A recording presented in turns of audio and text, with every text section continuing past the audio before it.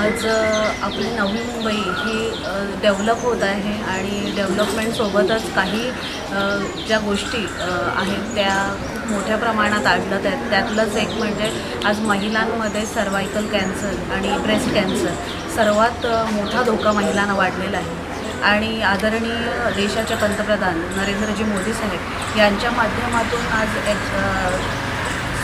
28 February 2026 रोजी HPV vaccine ची सर्वत्र ही स्कीम आपण राबवण्यात येत आहे.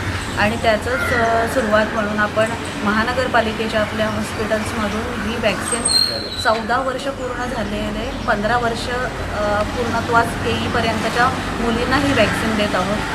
ह्या वॅक्सिनचं महत्त्व म्हणजे ही एक सिंगल वॅक्सिन घेतल्यानंतर ह्या गर्भाशयाच्या मुखाचा कॅन्सर ह्याचा धोका बऱ्याच प्रमाणात टळू शकतो. आणि ह्याचं आपण जनजागृतीसाठी प्रत्येक महानगरपालिकेच्या आपल्या ज्या शाळा आहेत तिथं अवेअरनेस घेत आहोत. आणि त्याच पद्धतीने आपले आरोग्य केंद्र आहेत तिथंही अवेअरनेससाठी आपण बॅनरच्या माध्यमातून किंवा पॅम्पलेटच्या माध्यमातून जनजागृती करत आहोत. आणि शाळांमध्ये या 14 ते 15 वयोगटाच्या मुलींसाठी विविध सेशन अरेंज करत आहोत, ज्या माध्यमातून या वॅक्सिनचं महत्त्व त्यांना कळेल, त्यांच्या पॅरेंट्समध्ये ह्याच्याविषयी जनजागृती होईल आणि जास्तीत जास्त मुली ह्या वॅक्सिनचा फायदा घेतील. नागरिकांना किंवा पालकांना काय आवाहन करा?